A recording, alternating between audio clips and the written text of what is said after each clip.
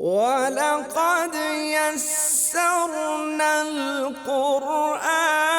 لِلذِّكْرِ فَهَلْ مِن مُّدَّكِرٍ۔ انما النجوى من الشیطان، اب یہ ہے وہ بات، انما النجوى من الشیطان، کہ یہ جو بظاہر خسر پسر کرتے ہیں نا،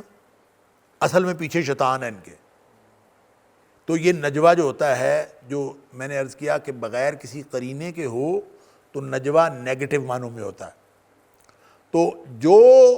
نجوہ نیگیٹو سرگوشی ہے، نیگیٹولی خسر پسر، جو مجلس کے ادب کو اور مجلس کے امن کو تباہ و برباد کر دینے والی سرگوشی ہے، وہ ہوتی شیطان کی طرف سے ہے۔ انما، سوائے اس کے نہیں، یہ کلمہ حصر ہے، النجوہ، جو سرگوشی ہوتی ہے من الشیطان، وہ ہوتی ہی شیطان کی طرف سے۔ اللہ، یعنی اگر نیکی اور تقوی کی بات ہو تو وہ تو شیطان کی طرف سے نہیں ہوگی، جہاں قرینہ موجود ہو تو آپ کو پتہ چل جائے گا یہ پازیٹیو ہے، وگرنہ یہ نیگیٹو ہوتی ہے۔ لِيَحْزُنَ الَّذِينَ آمَنُوا، تاکہ غمگین کرے ان لوگوں کو جو مومن ہیں۔ ایک ہوتا ہے غمگین ہونا، ایک ہوتا ہے غمگین کرنا۔ باب سامعہ سے آئے نا، حازینہ یحزانو، باب سامعہ، تو اس کا مطلب ہوتا ہے غمگین ہونا۔ اور اگر یہ آئے باب ناصرہ سے، ناصرہ ینصرو، یعنی حازانہ یحزنو، تو اس کا معنی ہوتا ہے غمگین کرنا، ایک غمگین ہونا اور ایک غمگین کرنا۔ تو یہاں جو عین کلمے کے اوپر، یعنی زا کے اوپر جو پیش ہے، یہ بتا رہی ہے کہ باب ناصرہ ہے، اور باب ناصرہ سے جو آتی ہے اس کا معنی ہوتا ہے غمگین کرنا۔ تو فرمایا کہ یہ جو نجوہ ہوتا ہے، عام طور پہ جو سرگوشیاں کرنی ہوتی ہیں اور مجلس کو خراب کرنا ہوتا ہے، یہ شیطان ان کے پیچھے ان کو سمجھاتا ہے، ان کو وسوسے ڈالتا ہے، اس کے پیچھے شیطان کی پلاننگ ہوتی ہے۔ اور پلاننگ کس لیے ہوتی ہے؟ لِيَحْزُنَ الَّذِينَ آمَنُوا، تاکہ مومن جو ہیں وہ تشویش میں مبتلا ہو جائیں، ان کو غمگین کرنا مقصد ہوتا ہے۔ اب ظاہر ہے اگر آ کے مجلس کے اندر یہودی چونکہ وہاں کے یوں کہہ لیجئے کہ مدینے کے سرمایہ دار یہودی تھے، تو سرمایہ دار لوگ آ کے بیٹھ جائیں مجلس میں،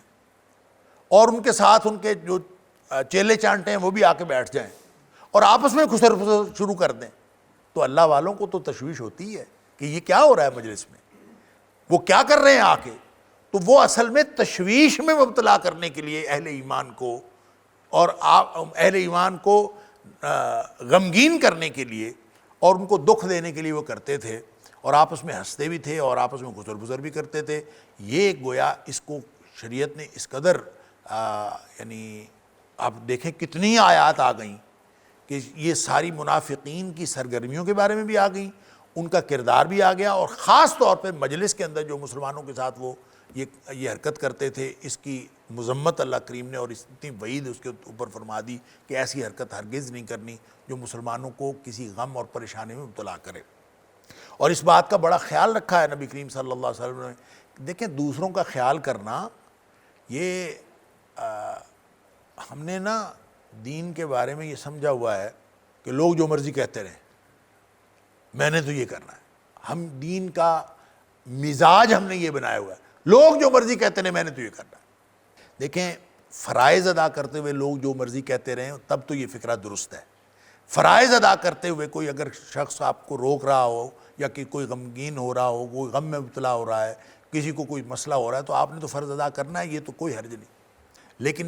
بعض جائز صورتیں ہوتی ہیں جس میں کام نہ کرنے سے بھی کام چل جاتا ہے، تو اس میں لوگوں کے خیال رکھنا، لوگوں کو پریشانی سے بچانے کا خیال رکھنا، یہ نبی پاک صلی اللہ علیہ وسلم کی سنت ہے۔ یہ قرآن کا یہ جو معنی، یہ جو قرآن کا حکم ہے کہ اہل ایمان کو غمگین کرنے کے لیے شیاطین یہ بات کرتے تھے، تو اس کا مطلب ہے کسی بھی مسلمان کو غم میں مبتلا کرنے والا جو بھی عمل ہوگا وہ ایک شیطانی کام ہوگا۔ لہذا جب پتہ چل جائے کہ میرے کام سے کسی کو تکلیف ہو رہی ہے تو وہ کام نہیں کرنا چاہیے، شیطانی کام ہوگا۔ رہ گئی کوئی شریعت کا کام بھی ہو اور اس وجہ سے آپ رک جائیں کہ وہ رکنا کوئی فرض، اس روکنے سے کوئی فرض واجب کا حرج نہ ہو رہا ہو، یعنی ایسا نہیں ہے کہ آپ اس لیے رک جائیں کہ چلیں میں نماز نہیں پڑھتا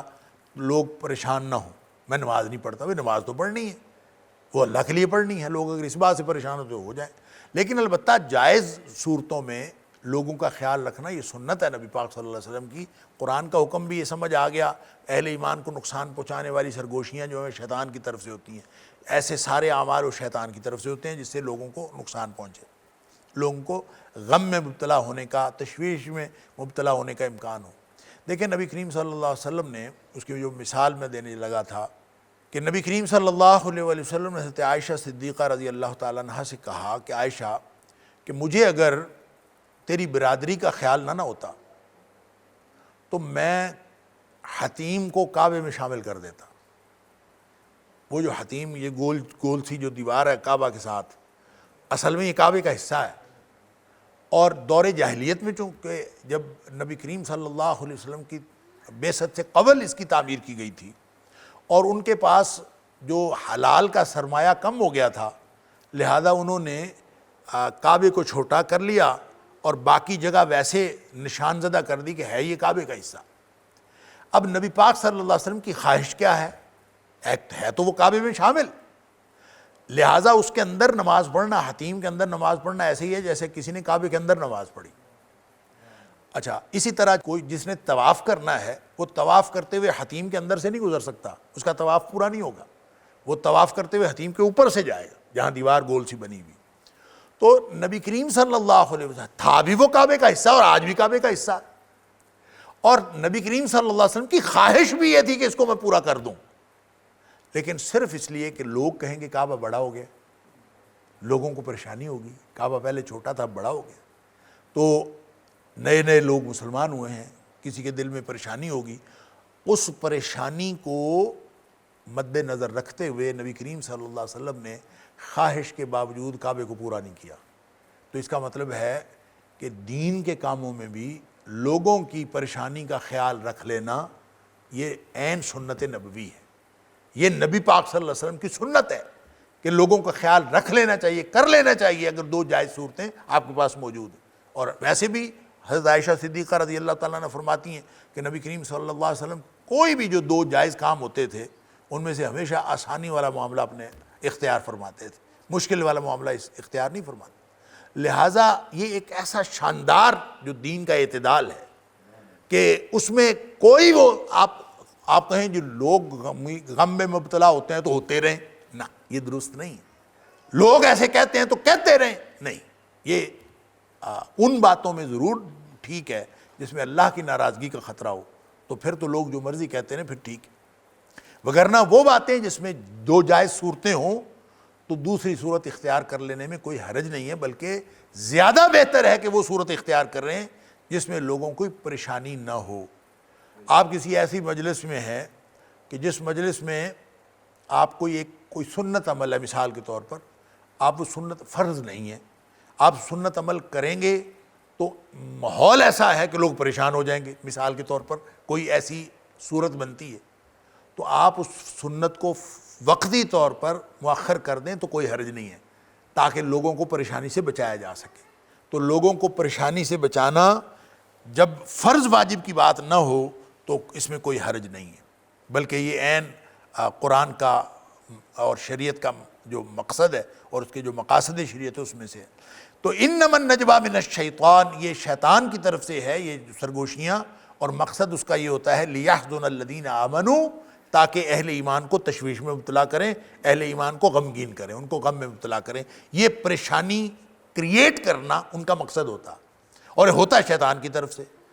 لیکن ساتھ خوشخبری سنا دی مسلمانوں کو، وَلَيْسَ بِضَارِّهِمْ شَيْئًا إِلَّا بِإِذْنِ اللَّهِ، کوشش تو وہ اس لیے کرتے ہیں کہ تاکہ اہل اسلام غم میں مبتلا ہوں، تشویش میں مبتلا ہوں کہ پتہ نہیں ہمارے ساتھ یہ کیا کرنے والے ہیں، یہ کیا ہونے والا ہے، آدمی کو پریشانی ہوتی ہے۔ تو خوشخبری یہ دے دی کہ وَلَيْسَ بِضَارِّهِمْ شَيْئًا،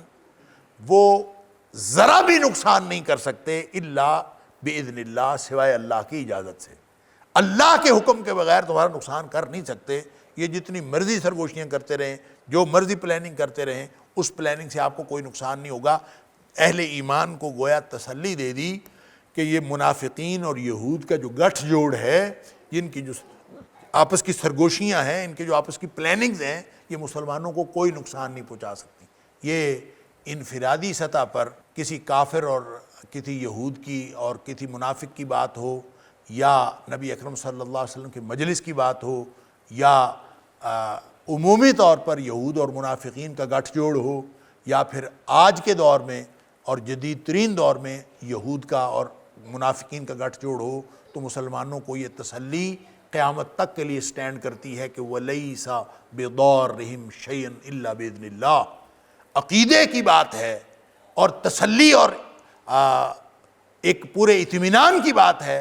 کہ سارے کافر، سارے یہودی، سارے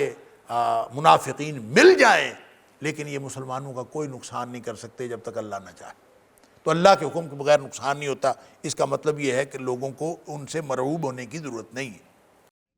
وَلَقَدْ يَسَّرْنَا الْقُرْآنَ لِلذِّكْرِ فَهَلْ مِن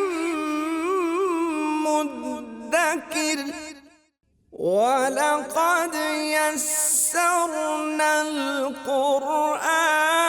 لِلذِّكْرِ فَهَلْ مِن مُّدَّكِرٍ وَعَلَى اللَّهِ فَلْيَتَوَكَّلِ الْمُؤْمِنُونَ، اور اللہ ہی پر اہل ایمان کو توکل کرنا چاہیے۔ وَعَلَى اللَّهِ، اور اللہ ہی پر، جب کوئی اور نقصان ہی نہیں کر سکتا، کوئی اور فائدہ ہی نہیں دے سکتا۔ کہ جو نبی کریم صلی اللہ علیہ وسلم نے ابن عباس رضی اللہ تعالیٰ جب بچے تھے تو ان کو عقیدہ سکھا دیا تھا کہ بیٹے اگر ساری دنیا اکٹھی ہو جائے کہ تیرا فائدہ کرنا چاہے، اللہ نہ چاہے تو تیرا فائدہ نہیں کر سکتا، اور ساری دنیا اکٹھی ہو جائے کہ تیرا نقصان کریں، اگر اللہ نہ چاہے تو وہ تیرا نقصان نہیں کر سکتا۔ تو جب فائدہ نقصان اللہ کے ہاتھ میں ہے تو لوگوں سے ڈرنے کی ضرورت کیا ہے؟ وَلَيْسَ بِضَارِّهِمْ شَيْئًا إِلَّا بِإِذْنِ اللَّهِ، اللہ کے حکم کے بغیر وہ نقصان نہیں دے سکتے۔ وَعَلَى اللَّهِ فَلْيَتَوَكَّلِ الْمُؤْمِنُونَ، توکل مومنوں کا علی اللہ، اور اللہ ہی پر فَلْيَتَوَكَّلِ الْمُؤْمِنُونَ، اہل ایمان کا توکل ہونا چاہیے۔ یہ میں پہلے بھی کئی دفعہ عرض کر چکا ہوں کہ سیدھا فقرہ یہ نہیں ہے جس طرح سے یہ قرآن نے بار بار کہا ہے وَعَلَى اللَّهِ فَلْيَتَوَكَّلِ الْمُؤْمِنُونَ، سیدھا فقرہ بنتا ہے فَلْيَتَوَكَّلِ الْمُؤْمِنُونَ عَلَى اللَّهِ، پس چاہیے کہ مومن اللہ پر توکل کریں، یہ سیدھا فقرہ۔ لیکن اللہ نے جہاں کہیں بھی فرمایا ہے وہ اسی طرح فرمایا ہے، علی اللہ کو مقدم کر کے اس کے اوپر زور دیا گیا، سٹریس پیدا کیا گیا ہے، اور یہ ہی کا معنی اس لیے پیدا ہوتا ہے وَعَلَى اللَّهِ، اس میں حصر پیدا ہو جاتا ہے کہ اللہ ہی پر توکل کرنا چاہیے۔ فَلْيَتَوَكَّلِ الْمُؤْمِنُونَ، اہل ایمان کو اللہ ہی پر توکل کرنا چاہیے۔ یا ایھا الذین آمنوا، اے ایمان والو، اذا قیل لکم تفسحوا فی المجالس فافسحوا یفسح اللہ لکم، واذا قیل انشزوا فانشزوا یرفع اللہ الذین آمنوا منکم والذین اوتوا العلم درجات واللہ بما تعملون خبیر۔ میں نے عرض کیا کہ پیچھے ہم پڑھ آئے ہیں آیت نمبر 5 اور 6 میں کہ اللہ تعالیٰ نے وَلِلْكَافِرِينَ عَذَابٌ مُّهِينٌ، نہ ماننے والوں کے لیے رسوا کن عذاب ہے، دنیا میں بھی اور آخرت میں بھی۔ یہاں اللہ تعالیٰ فرماتا ہے ایمان والو، جب تمہیں مجلس کے مزید آداب بتائے جا رہے ہیں، اذا قیل لکم، جب کہا جائے تمہیں تفسحوا فی المجالس، کہ مجلس میں کھل جاؤ، جب یہ کہا جائے فافسحوا، پس کھل جایا کرو، یفسح اللہ لکم، اللہ بھی تمہارے لیے کشادگی کر دے گا،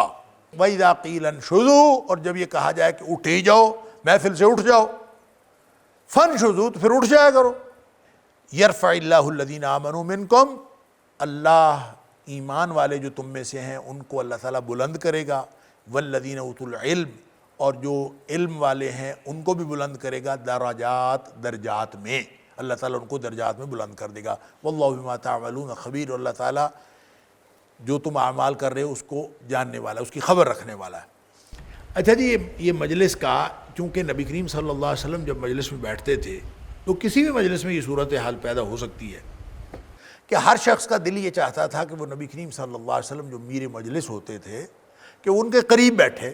ہر شخص کا دل یہ چاہتا تھا کہ ان کے قریب بیٹھے، اور ظاہر ہے جب قریب لوگ ہو کے بیٹھیں گے ویسے بھی قریب ہو کے بیٹھنا چاہیے۔ حدیث میں آتا ہے کہ جب نبی پاک صلی اللہ علیہ وسلم کو درس و تدریس کی بات کرتے تھے تو صحابہ قریب قریب ہو کے بیٹھتے تھے تاکہ قریب ہو کے انسان پوری طرح مخاطب کی بات کی طرف متوجہ بھی ہو اور اس کی بات کو سن بھی لے۔ نبی پاک صلی اللہ علیہ وسلم کو خود بھی طریقہ یہی تھا، عدم توجہی سے آپ کسی کی بات نہیں سنتے تھے۔ حدیث میں آتا ہے کہ نبی کریم صلی اللہ علیہ وسلم کبھی کسی کے ساتھ یوں رخ کر کے بات نہیں کرتے تھے، یعنی یہاں کوئی آدمی کھڑا ہے اور آپ کا رخ ادھر ہے تو آپ یوں کر کے بات کر رہے ہوں۔ نبی پاک صلی اللہ علیہ وسلم اس طرح نہیں بات کرتے تھے، آپ کا بات کرنے کا طریقہ یہ تھا کہ آپ بالکل سیدھے ہو جاتے تھے اس کی طرف اور فرنٹ اس کی طرف کر کے پھر آپ بات کریں، اس کی طرف رخ کر کے بات کریں، پوری توجہ کے ساتھ بات کریں، اور ایسی کوئی بھی بات جو مجلس کے اندر عدم توجہی کا باعث بنے اور کسی دوسری کی توجہ کو ڈسٹرب کرنے کا باعث بنے تو اس سے نبی کریم صلی اللہ علیہ وسلم خود بھی باز رہتے تھے اور دوسروں کو بھی منع کیا۔ مثلا نبی پاک صلی اللہ علیہ وسلم ایک دن اپنی انگوٹھی اتار کے پھینک دی، صحابہ بڑے حیران ہوئے، کیا ہوا؟ اللہ کے رسول صلی اللہ علیہ وسلم فرمایا یہ بار بار مجھے انگوٹھی اپنی طرف متوجہ کر رہی تھی اور میری توجہ تم لوگوں سے ہٹ کے انگوٹھی کی طرف ہو رہی تھی۔ یعنی ہوتا ہے نا بعض اوقات لوگ بیٹھے ہوتے ہیں آپس میں یعنی ہاتھ میں تسبیح پکڑی ہے، تسبیح گھمائے جا رہے ہیں، کوئی چیز پکڑی ہے اس کو گھمائے جا رہے ہیں، چابی کی رنگ پکڑا ہوا ہے اس کو یوں لگے ہوئے ہیں، ادھر شغل ادھر لگا ہوا ہے، بات کسی اور کے ساتھ کر رہے ہیں۔ نہ، یہ طریقہ نبی کریم صلی اللہ علیہ وسلم کا نہیں تھا کہ آپ کی توجہ ادھر بھی ہے اور آپ جس کی ساتھ آپ بات کر رہے ہیں پوری طرح متوجہ ہو کے بات کریں اور بات سنیں مخاطب کی طرف، اور چاہے کوئی ایک ہوتا تھا، چاہے کوئی 10 ہوتے تھے، چاہے کوئی زیادہ لوگ ہوتے تھے، نبی پاک صلی اللہ علیہ وسلم لوگوں کی طرف توجہ کرتے تھے۔ ہم تو ماشاءاللہ بیٹھے ہوتے ہیں مجلس کے اندر اور موبائل چل رہا ہوتا ہے، گفتگو بھی چل رہی ہوتی ہے، موبائل کے اوپر میسیجنگ چل رہی ہوتی ہے اور سارا کچھ ساتھ ساتھ سکرولنگ چل رہی ہوتی ہے، سارا کچھ ہی ایک ہی مجلس کے اندر ہو رہا ہوتا ہے اور لوگوں کی توجہ ڈسٹرب ہو رہی ہے، اور توجہ ڈسٹرب ہونے کو ہم کو کسی خاطر میں نہیں لاتے کہ یہ ہو کیا رہا۔ حالانکہ یہ نبوی تعلیم یہ نہیں ہے، مجلس کے ایک آداب ہے، اور مجلس کے اندر اگر کسی نے بیٹھنا ہے تو وہ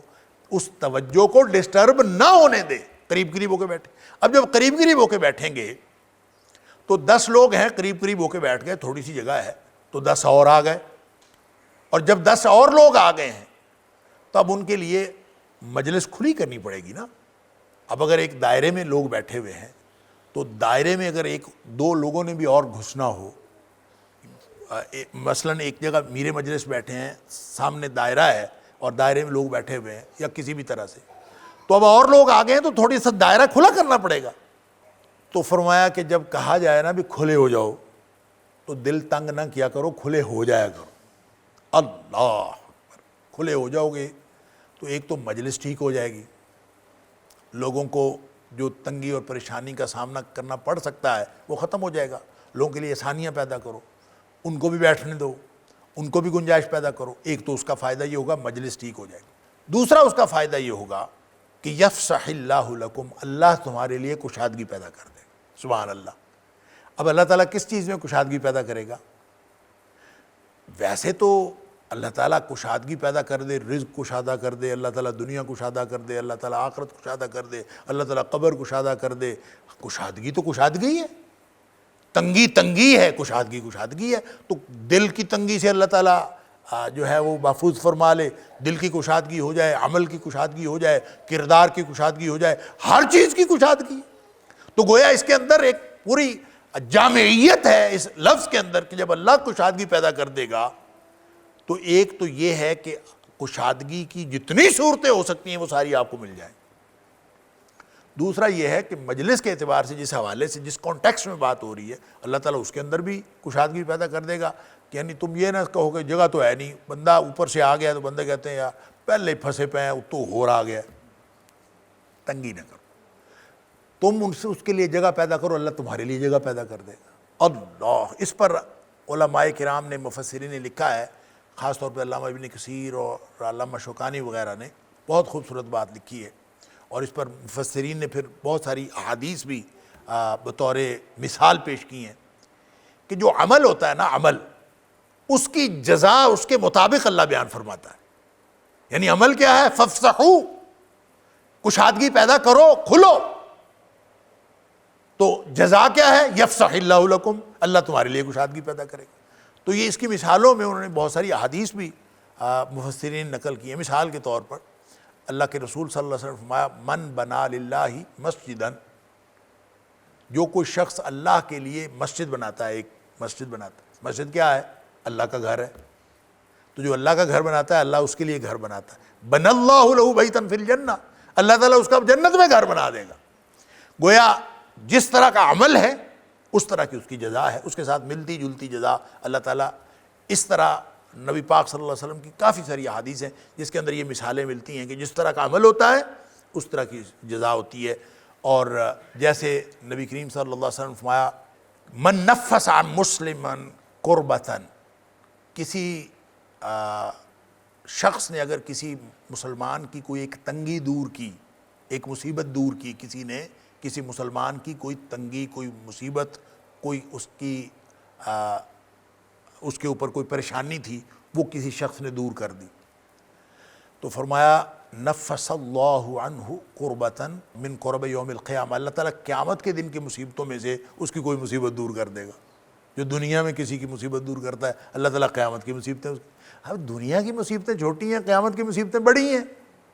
تو اس دنیا کی چھوٹی سی کسی کی پریشانی دور کرنے سے آپ کی پریشانی، گویا جو لوگوں کے لیے آسانیاں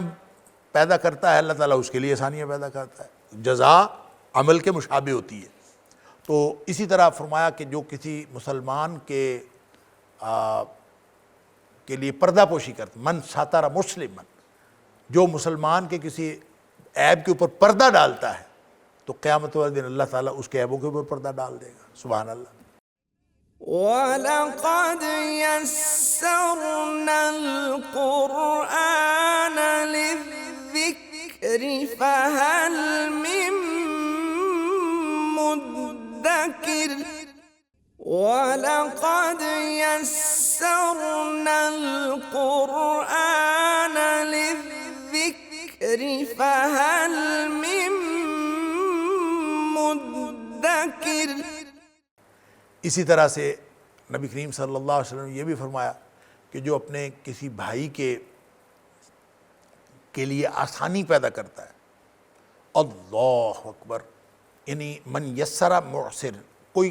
مشکل میں آسانی پیدا کرتا ہے تو اللہ تعالیٰ اس کے لیے آسانی پیدا کرتا ہے۔ اور کوئی اپنے بھائی کے لیے جب کوئی مددگار ہوتا ہے، من کان فی حاجت اخیہ، کوئی شخص جو ہے وہ کسی اپنے بھائی کی ضرورت پوری کرتا ہے تو اللہ تعالیٰ اس کی جو ہے وہ حاجت پوری کر دیتا ہے۔ کوئی اپنے بھائی کی مدد کے لیے اٹھتا ہے اللہ تعالیٰ اس کی مدد کرتا ہے۔ علی ھذا القیاس، جو عمل ہے اس کی جزا اس کے مشابہ ہوتی ہے۔ تو یہ اللہ تعالیٰ نے بہت ساری اس کی مثالیں ہیں، تو یہاں فرمایا یفسح اللہ لکم، تم کشادگی پیدا کرو، اللہ تعالیٰ بھی تمہارے لیے کشادگیاں پیدا کر دے گا۔ اس مجلس میں بھی کشادگی پیدا ہو جائے گی، تمہارے ظاہر اور باطن میں کشادگی پیدا ہو جائے گی، تمہارا کردار کشادہ ہو جائے گا، رزق کشادہ ہو جائے گا۔ علی ھذا القیاس، یہ کشادگی چلتے چلتے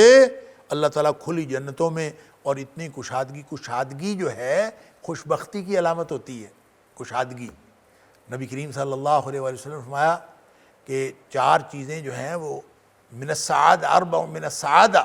4 چیزیں خوش بختی کی علامت، اور اس میں آپ نے فرمایا ایک چیز آپ نے فرمایا المکان الواسع، جو کھلا گھر ہے، کشادہ گھر، یہ بھی اللہ تعالیٰ کی طرف سے خوش بختی ہوتی ہے۔ تو ہر چیز کے اندر اللہ تعالیٰ کشادگی پیدا کر دیتا ہے، صرف اس بات سے کہ آپ لوگوں کے لیے کشادگی پیدا کریں، لوگوں کے لیے آسانیاں پیدا کریں، اللہ تعالیٰ آپ کے لیے آسانی کر دے گا۔ لوگوں کی پریشانیاں دور کریں، اللہ تعالیٰ آپ کی پریشانی دور کر دے گا۔ علی ھذا القیاس، جس کو اللہ سے اپنے گناہوں کی معافی منگوانا ہو اور اللہ سے اس کو یہ چاہت ہو کہ اللہ میرے گناہ معاف کر دے، اس کو چاہیے کہ وہ لوگوں کی غلطیاں بھی معاف کر دے۔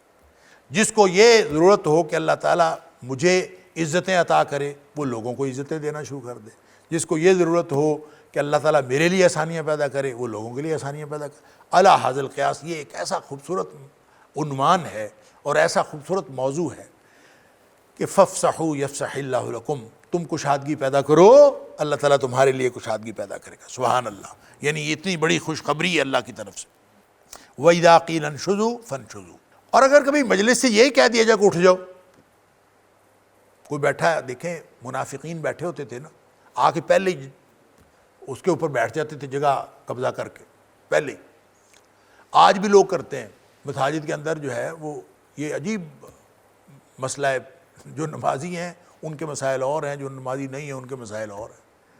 اچھا آ کے نا دو جگہوں پہ اپنے رومال رکھ کے جگہ پہ قبضہ کر لیتے ہیں۔ اچھا مجھے بعد میں پتہ چلا، مجھے کسی نے شکایت کی کہ یہ ایسے لوگ کرتے ہیں، پتہ یہ چلا اگلی صف میں رومال رکھ دینا ہے، پچھلی میں خود بیٹھنا ہے، اچھا تاکہ رومال کی جگہ پہ کوئی اور نہ بیٹھے۔ کیوں؟ اچھا بعد میں پتہ چلا پوچھنے پر، مجھے پہلے سمجھ ہی نہیں تھی کہ کرتے کیا ہیں یہ، میں سمجھتا تھا کسی اور کے لیے جگہ پہ قبضہ کیا ہوا۔ وہ ہوتا یہ ہے کہ پہلی صف میں بیٹھیں تو پھر خطیب کا خطبہ سنتے وقت جو ہے وہ یوں کر کے دیکھنا پڑتا ہے خطیب کی طرف، تو اس وقت پیچھے ہو کے بیٹھتے ہیں تاکہ خطیب کی طرف دیکھنا آسان ہو، اور جب خطبہ ختم ہوتا ہے تو نماز پہلی صف میں پڑھنی ہے، وہاں رومال رکھا ہوا ہے، لہٰذا وہ دونوں بندہ ایک ہے اور دو جگہوں پہ قبضہ ہے۔ اور مجھے تب تک نہیں پتہ چلا جب تک کسی نمازی نے شکایت نہیں کی، تو جب نمازیوں نے شکایت کی کہ دیکھیں سر میں نے یہاں بیٹھنے کی کوشش کی ہے تو یہ کہتے ہیں یہ میری جگہ ہے، اور بیٹھا خود ادھر ہے، یہ کہتا ہے یہ بھی میری جگہ ہے۔ سبحان اللہ، سبحان اللہ۔ اللہ تعالیٰ فرماتا ہے کہ اپنی جگہ جس پہ بیٹھے ہوئے ہو نا، اس پہ بھی اگر کوئی کہے نا کوئی بڑا آ گیا ہے، کوئی بزرگ آ گیا ہے، سبحان اللہ، تو اٹھ جاؤ۔ یہ جو بڑے ہوتے ہیں نا، ان کی وجہ سے برکتیں ہوتی ہیں۔ البرکۃ مع اکابرکم، تمہارے بڑوں کی وجہ سے برکتیں ہوتی ہیں۔ بڑے کو اس بات کا ہی کریڈٹ دے دینا چاہیے کہ یہ بڑا ہے، اس سے اللہ خوش ہوتا ہے۔ نبی پاک صلی اللہ علیہ وسلم نے فرمایا ان من اجلال اللہ تعالی اکرام ذی الشیبۃ المسلم، صرف چٹی داڑھی دیکھ کر کسی کو اس کا اکرام کر لینا، یہ ایسے ہے جیسے اللہ تعالیٰ کے جلال کا احترام کیا۔ بڑا ہے، اس کا تھوڑا سا خیال کر لے۔ تو بچے بیٹھے ہوتے ہیں، اس کو کہیں کہ اٹھ جاؤ، اب ابا جی آئے انہوں نے نبھا دیے، تو کہتا کیوں اٹھا، میری تھا ہے، میں مال کے بیٹھا۔ اللہ تعالیٰ فرماتا ہے وَإِذَا قِيلَ انشُزُوا، اور جب یہ کہا جائے کہ مجلس سے اٹھ ہی جاؤ، کسی بڑے کے لیے جگہ چھوڑ دو۔ دیکھیں منافق بیٹھا ہوا ہو کسی جگہ، یہودی بیٹھا ہوا ہو، اوپر سے صدیق اکبر رضی اللہ تعالیٰ نے تشریف لے آئے اور ان کو کہا جائے کہ اٹھ جاؤ تو اس کو تکلیف ہوگی، وہ کہتا میں نہیں اٹھتا۔ تو ادب یہ سکھایا جا رہا ہے جب کوئی بڑا آتا ہے مجلس میں تو اس کے لیے جگہ چھوڑ دینی چاہیے۔ فنشزو، اٹھ جایا کرو، اگر یہ کہا جائے کہ اٹھ جاؤ تو اٹھ جاؤ۔ ویسے تو سیانے کہتے ہیں کہ مجلس میں بیٹھنا ہی اس جگہ جا کے چاہیے جہاں سے کوئی اٹھائے ہی نہ، یعنی آپ کی جگہ چاہے پہلی لائن میں بنتی ہے، آپ نہ پہلی لائن میں بیٹھے، پچھلی لائن میں جا کے بیٹھ جائیں۔ پچھلی لائن میں اس لیے بیٹھ جائیں، یہ میں مسجد کی صفوں کی بات نہیں کر رہا، مسجد کی صفوں میں تو پہلی صف کی اہمیت ہے، آپ کو پہلی صف میں جگہ ہے تو پہلی صف میں بیٹھ جائیں۔ البتہ پچھلی صفوں سے کوئی لوگ کسی دوسرے کے کندھے پھلانگتے ہوئے آگے جانا یہ غلط ہے، یہ آپ نے منع کیا ہے۔ جمعے کے اندر بھی اگر پیچھے آپ کو آگے جگہ نہیں ملی، آپ بعد میں آئے تو پیچھے بیٹھ جائیں۔ تو باقی جو اس کے علاوہ جو محافل اور مجالس ہیں مسلمانوں کی، اس میں کسی ایسی جگہ بیٹھیں جہاں سے آپ کو کوئی اٹھائے نہ، اور اخلاقی طور پر بھی یہ بات ہے، اگر آپ جا کے اگلی سیٹ پہ بیٹھ جائیں گے تو آپ کو جب کوئی اٹھائے گا نا کہ اٹھو یہاں پہ فلاں کو بٹھانا ہے، مہمان خصوصی آ گیا ہے یا ہمارے جو وی آئی پیز آ گئے ہیں ان کو بٹھانا ہے، تو آپ کو جب اٹھا کے پیچھے بٹھایا جائے گا بڑی تکلیف ہوگی۔ لہذا اس تکلیف سے بچنے کے لیے ضرورت یہ ہے، اس طریقہ یہ ہے کہ بیٹھیں گے ایسی جگہ پر کہ جس سے پیچھے کوئی جگہ ہی نہ ہو۔ اور ہاں اگر کوئی آپ کو مجلس میں کہہ دے کہ آپ اٹھ کے آگے آ جائیں تو اس میں آپ کی بھی عزت ہے، مجلس والوں کی بھی عزت ہے، اور خود بخود آپ آگے ہو جائیں تو یہ مسائل پیدا ہو جائیں گے۔ لہذا اگر کوئی مجلس میں کوئی کہہ دے کہ اٹھ جاؤ تو اٹھ جایا کرو، اور اٹھ جایا کرو گے تو کیا ہوگا؟ فرمایا ایک تو مجلس کے معاملات ٹھیک ہو جائیں گے، اور دوسرا یعنی اس کا جو ادب ہو جائے گا وہ بھی ہو جائے گا، دوسرا جو اللہ کی طرف سے فائدہ ہونا ہے نا، فرمایا یرفع اللہ الذین آمنوا منکم والذین اوتوا العلم درجات، اللہ تعالیٰ تم میں سے جو مومن ہیں ان کے درجات بلند کر دے گا، اور جو تم میں سے اہل علم ہیں ان کے درجات بلند کر دے گا۔ دیکھیں یہ مجلس کے اندر منافق بھی ہو سکتے ہیں نا، کسی کو کہا جائے کہ منافق کے لیے جگہ چھوڑ دے، کسی کو کہا جا سکتا ہے تم اٹھ جاؤ، منافق کو کہا جائے تم اٹھ جاؤ، اور اس کو کہا جائے بیٹھ جاؤ۔ تو یہ مسلمان بھی، منافق بھی، یہود بھی سارے تھے، لیکن درجات سب کے بلند نہیں ہوں گے، صرف مومنوں کے ہوں گے درجات کی بلندی، باقی مجلسی فائدے سب کے ہیں، لیکن درجات کی بلندی صرف اہل ایمان کی ہے، یا اہل ایمان کی ہے یا اہل علم کی ہے۔ اور اہل علم سے مراد کون ہے؟ اہل علم سے مراد اصل میں جو قرآن نے اوت العلم کہا ہے، القرآن یفسر بعضہ بعضا، قرآن کا ایک حصہ دوسرے کی تفسیر کرتا ہے۔ سورہ محمد کی آیت نمبر 16 کے اندر اللہ تعالیٰ نے صحابہ کرام کو اوت العلم کہا ہے، علم والے صحابہ کرام ہیں۔ گویا جو صحابہ کرام ہیں اور جو ایمان والے ہیں، یہ دونوں ایمان والے سے مراد صحابہ کرام ہی ہیں۔ اوت العلم اور آمنو نبی پاک صلی اللہ علیہ وسلم کے دور میں وہی تھے جو اہل ایمان بھی تھے، اہل علم بھی تھے، جن کو اللہ تعالیٰ نے جن کے ایمان کو بھی سٹینڈرڈ قرار دیا ہے اور سورہ بقرہ میں، اور جن کو علم بھی ہے۔ وہاں اللہ تعالیٰ نے فرمایا کہ یہ جو یہودی اور منافق ہیں نا، یہ آ کے نبی کریم صلی اللہ علیہ وسلم کے مجلس میں بیٹھتے ہیں، اور پھر جب نبی پاک صلی اللہ علیہ وسلم کوئی بات کہتے ہیں نا، پھر صحابہ سے پوچھتے ہیں، ان کو کہتے ہیں ماذا قال آنفا، یہ ابھی انہوں نے کیا کہا ہے؟ یعنی سمجھ آتی نہیں تھی یا سمجھنا چاہتے نہیں تھے، اور صحابہ سے پوچھتے تھے۔ وہاں اللہ کریم نے اوت العلم کی بات، یہ اہل علم سے کہتے تھے کہ انہوں نے ابھی کیا کہا ہے۔ گویا اوت العلم سے مراد کون ہے؟ صحابہ کرام اوت العلم سے مراد۔ تو اللہ تعالیٰ صحابہ کرام کے اور اہل ایمان کے درجات بلند کر دے گا اگر وہ مجلس کے اندر آسانی پیدا کریں گے، لوگوں کے لیے جگہ چھوڑ دیں گے، تو اللہ تعالیٰ درجات بلند کر دیتا ہے۔ اور یہ پروریگیٹو، مجلسی سہولت، مجلسی فائدہ کافر، منافق، یہودی، ہر ایک کو ہوگا، جو بھی ہوگا، لیکن درجات کی بلندی صرف اہل ایمان کے لیے ہے اور اہل علم کے لیے ہے۔ واللہ بما تعملون خبیر، اللہ تعالیٰ تمہارے تمام اعمال جو تم کر رہے ہو ان کی خبر رکھنے والا ہے۔ اللہ تعالیٰ مجھے اور آپ کو، ہم سب کو اللہ تعالیٰ قرآن سمجھنے اور عمل کرنے کی توفیق عطا فرمائے۔ وآخر دعوانا الحمدللہ رب العالمین۔ إن هذا القرآن يهدي للتي هي أقوم ويبشر المؤمنين الذين يعملون الصالحات أن لهم أجرا كبيرا